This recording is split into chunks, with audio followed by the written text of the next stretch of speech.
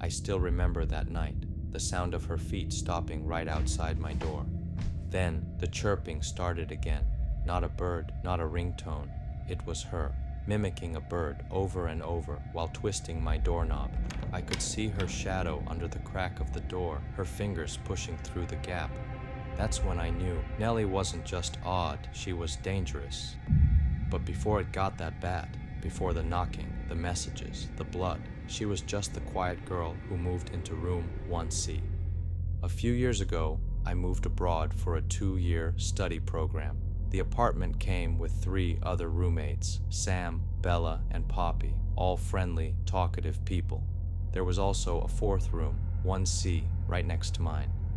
Sam warned me right away, don't bother with her, she's weird. I thought that was just gossip, so I knocked on her door anyway. A petite girl with long brown hair peeked out. She smiled shyly. Her name was Nellie. She seemed harmless, quiet, a little awkward, and I felt bad for her. At dinner that night, she asked me if I really drank alcohol. It was such a strange question. We were both adults. I laughed it off, thinking maybe she was just sheltered. I told myself I'd be your friend. That was my first mistake. At first, Nellie was just awkward. She'd open her door every time I opened mine, following me into the hallway, asking where I was going. She trailed behind me at the grocery store, never buying anything, just watching. And every single time we left together, the store alarms went off.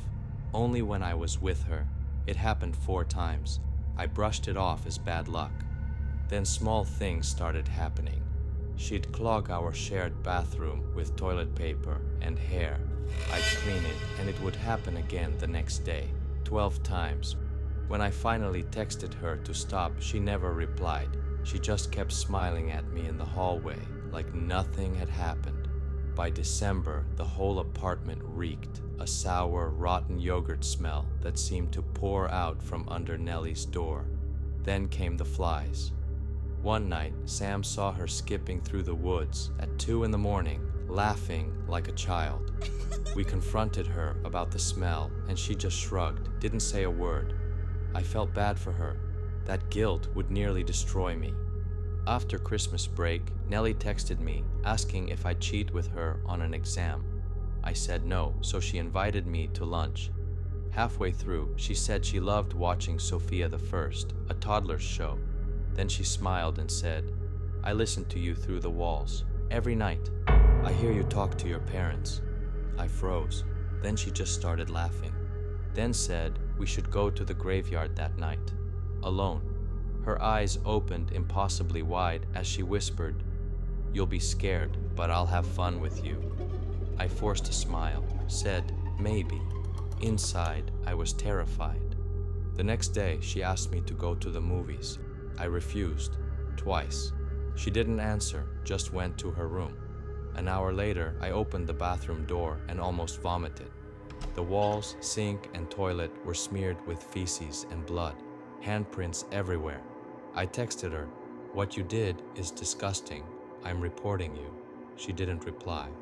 When I lay down for a nap, I heard the front door slam, then her footsteps. They stopped outside my room. I expected a knock. Instead, she started chirping, like a bird. Then came the rattling of my door handle, then the knocking, then the slamming, over and over for 5 minutes straight. Then my phone buzzed. A text. The cockroach screamed. The doctor pulls off its legs. You are the funny cockroach. I couldn't move or breathe. What the hell is this girl thinking? For the next week, she followed me everywhere. In class, on the street. Once, I caught her staring at a knife on the kitchen table while I tried to act casual. Another time, she followed me through the library, every aisle, every floor, matching my pace. I only escaped when Sam ran into me and told Nellie to fuck off. That night, Nellie texted again. She wanted me to go to the graveyard. Then I knew I had to move out. But even after I moved, she didn't stop.